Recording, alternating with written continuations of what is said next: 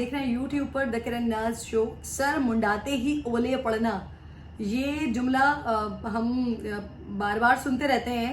बहुत सारे लोगों के हालात और वाकयात को देखते हुए ये जुमला अचानक जहन में आ जाता है, लेकिन इस वक्त ये जुमला जो फिट बैठ रहा है वो रमीज राजा के ऊपर बैठ रहा है। जैसे ही बेचारे वो चेयरमैन पीसीबी बने, उसके बाद जो मुसीबतें जो एक्सपेक्ट नहीं की जा रही थी कि पाकिस्तान क्रिकेट बोर्ड पर या पाकिस्तान के ऊपर ऐसी बुराइयां आ सकती हैं, वो माशाल्लाह से रमीज राजा के कदमों के साथ ही वो बुराइयां आई हैं। न्यूजीलैंड की टीम पाकिस्तान में ही मौजूद थी, पाकिस्तान से भाग गई। वो हम सब अच्छे तरीके से जानते हैं कि उसके पीछे मामला क्या थे, कौन कर रहा था, किस नहुसत थी जो बेचारे रमीज राजा के चेयरमैन बनने के बाद उनके ऊपर पड़ गई। लेकिन वो किसकी तरफ से की जा रही थी, वी ऑल नो बेटर। हम बहुत अच्छे तरीके से जानते हैं कि हमारे पड़ोसी मुल्क से हो रहा था। बहरहाल हुआ ये, रमीज राजा के चेयरमैन बनने के बाद इंग्लैंड ने अपना दौरा मुलतवी कर दिया। उन्होंने आने से माजरत कर ली। उसके बाद श्रीलंका के दौरे के हवाले से वहां पर भी उनके प्लेयर्स को ईमेल्स जा रही हैं, उनको थ्रेटनिंग मैसेजेस आ रहे हैं। बहरहाल अब इंग्लैंड की तरफ से ये एक बड़ी कामयाबी है पाकिस्तान की। इंग्लैंड की तरफ से माफी मांगी गई है, न सिर्फ माजरत की गई है बल्कि उन्होंने अगले साल दौरे का ऐलान भी किया है कि वो आकर यहाँ पर मैचेस जो टेस्ट, वनडे एंड T20 अगले साल पाकिस्तान में होंगे।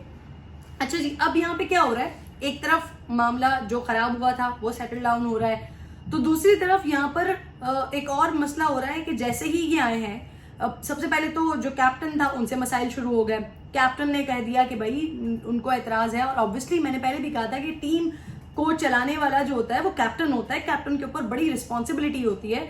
वो अपने खेलने वालों के मिजाज को समझता है, वो मिजाज को समझते हुए टीम के साथ ऐसे जैलन होता है और टीम को इस तरह से ग्राउंड में उतारता है कि फिर टीम परफॉर्म करती है। लेकिन जब आप कैप्टन की ही नहीं सुनेंगे तो फिर उसके बाद आप कैसे एक्सपेक्ट करते हैं कि टीम अच्छा परफॉर्म करेगी, क्योंकि जो सेलेक्टर्स हैं वो तो ग्राउंड में नहीं उतर रहे होते हैं ना, या वो ड्रेसिंग रूम में या वो प्लेयर्स के साथ वो तो नहीं मिंगल हो रहे होते हैं, बल्कि मिंगल तो कैप्टन ने होना होता है, पूरी टीम ने होना होता है। बहरहाल जी, रमीज राजा साहब ने कैप्टन को भी शटअप कॉल दे दी कि आप परफॉर्मेंस पे तवज्जो दें। उसके बाद जी बारी आई दीगर लोगों की, CEO की, चीफ सेलेक्टर्स की। तो पहले 2 लोग गए, वकार यूनुस चले गए, इंजमामुल हक चले गए। फिर उसके बाद तीसरा नंबर आया वसीम खान का, जो कि CEO है। CEO ने भी रिजाइन कर दिया, और ये जो अंदरूनी तलाक खबरें मिल रही हैं वो ये है कि जी इन्होंने रिजाइन किया नहीं है, इनसे रिजाइन लिया गया है। इनको कहा गया है कि आप रिजाइन कर दें, और फिर बेचारे उन्होंने चुप करके रिजाइन कर दिया है। अब एक ऐसा शख्स जिसको जो मतलब ऐसा नहीं था कि रोटी को चोची कहता था, वो एक अच्छी लीग को चलाता हुआ वहां से यहाँ पर आया था, उसको यहाँ पर लेकर आए थे। और ये भी बहुत अच्छे तरीके से जानते हैं कि वसीम खान के PCB में चेयरमैन के ओहदे पर, CEO के ओहदे पर लाने का मकसद क्या था। बिजनेस सबसे बड़ा मसला था। तो उस शख्स को लेकर आए हैं, उसकी सैलरी नहीं बढ़ाई जा रही है, उसका भी 1 साल का कॉन्ट्रैक्ट रह गया है PCB के साथ, लेकिन जब रिजाइन किया तो आपने फौरन एक्सेप्ट कर लिया। आपने रोकने की भी कोशिश नहीं की। बहरहाल इख्तलाफात थे जिसकी वजह से वसीम खान चले गए। और अब मेरे पास ये बड़ी कंफर्म इत्तलात है कि ये अभी सिर्फ 3 रेजिग्नेशंस हैं, अभी लाइन लग जाएगी थोड़े दिनों में, तकरीबन ये 11-12 को तादाद पहुंच जाएगी कि कौन कौन PCB से भागेगा, कौन कौन PCB से निकलेगा, रमीज राजा के फैसलों और रमीज राजा की कुछ हरकतों की वजह से। अच्छा, अब रमीज राजा साहब जो है यहाँ पर कह रहे हैं कि जो इख्तियारात थे CEO के, वो चेयरमैन साहब अपने पास ही रखेंगे। तो समझ आता है कि वसीम खान के जाने की रीजन क्या है, या उनको भेजने की रीजन क्या है, कि बेसिकली मुकम्मल तौर पर PCB पर कब्जा और PCB पर इख्तियार अपना रखना चाहते हैं, PCB पर होल्ड रखना चाहते हैं, जिसकी वजह से वसीम खान साहब चले गए। अब तीसरी चीज जो बड़ी इंपॉर्टेंट चीज है वो है Pakistan super league, PCB, PSL सबसे इंपॉर्टेंट चीज है हमारे पास। PSL जिसका सेहरा ऑब्वियसली नजम सेठी साहब को जाता है। नजम सेठी ने बड़ी मेहनत की है।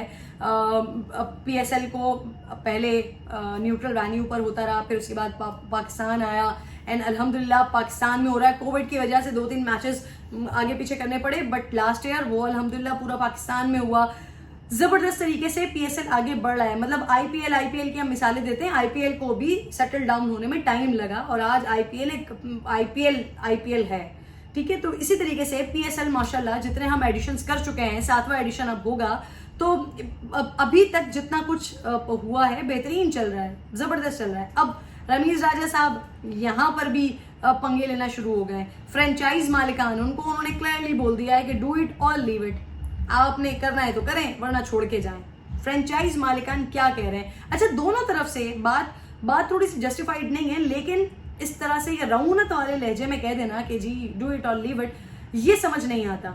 एक ऐसा प्लेटफॉर्म जिसको बड़ी मेहनत से बनाया गया, जिसने पाकिस्तान के क्रिकेटिंग कैरियर को वापस अपलिफ्ट करने में बड़ा किरदार अदा किया है।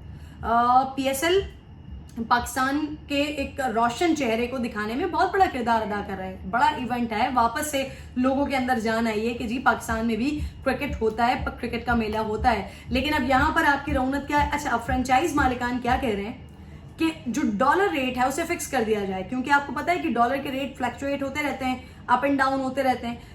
अब फ्रेंचाइज मालिकान कह रहे हैं, लेट सपोज उन्होंने एक प्लेयर को हायर किया $200 पे, $200 पे आज की कीमत के हिसाब से, आज समझ लीजिए 110 रुपए का डॉलर है मिसाल के तौर पर, और जिस वक्त PSL होता है या जिस वक्त वो प्लेयर आता है उस वक्त डॉलर की कीमत पहुंच जाती है 170 रुपए पे। तो फ्रेंचाइज मालिकान का कहना ये है कि आप जो ये वाला अमाउंट है जो हमने फिक्स किया है डॉलर के उस वक्त के रेट के मुताबिक, वो हम पे करेंगे, बाकी जो ऊपर का अमाउंट जितना भी डॉलर अप एंड डाउन होता है वो PCB पे करे। बिल्कुल ठीक है कि फ्रेंचाइज एक तरीके से सब्सिडी मांगने की कोशिश कर रहे हैं PCB से या इनडायरेक्टली हुकूमत पाकिस्तान से, बट उन फ्रेंचाइजेस को इस तरह से डायरेक्ट ये कह देना कि भाई आपने काम करना है तो करें, नहीं करना तो आप जाएं।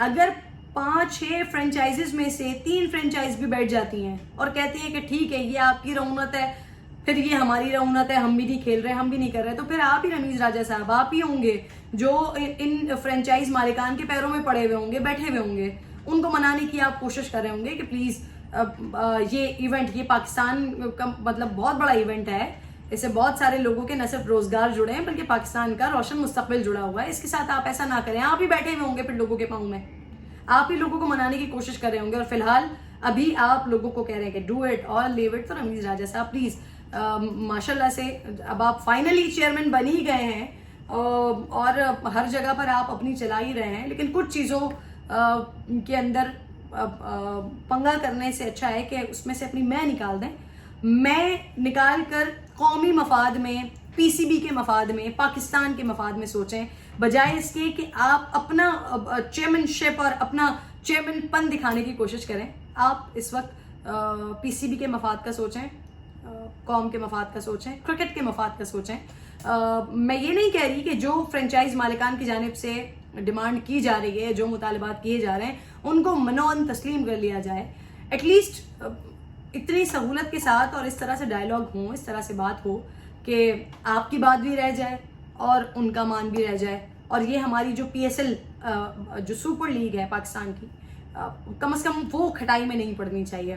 ख्याल रखें, आप भी फ्रेंचाइज मालिकान भी ख्याल रखें, तो हमारा ये जो सुपर लीग का मरहलावार माशाल्लाह कामयाबियों की तरफ हम जा रहे हैं आगे, आइंदा भी ऐसे चलता रहेगा। वरना आपकी इन हरकतों की वजह से PCB तो गंजा हो ही रहा है, PCB तो खाली हो ही रहा है, PSL भी कटाई में ना पड़ जाए। अपना बेहद ख्याल रखिए, इंशाल्लाह अगली वीडियो में आपसे मुलाकात होगी। अल्लाह ने के बाद।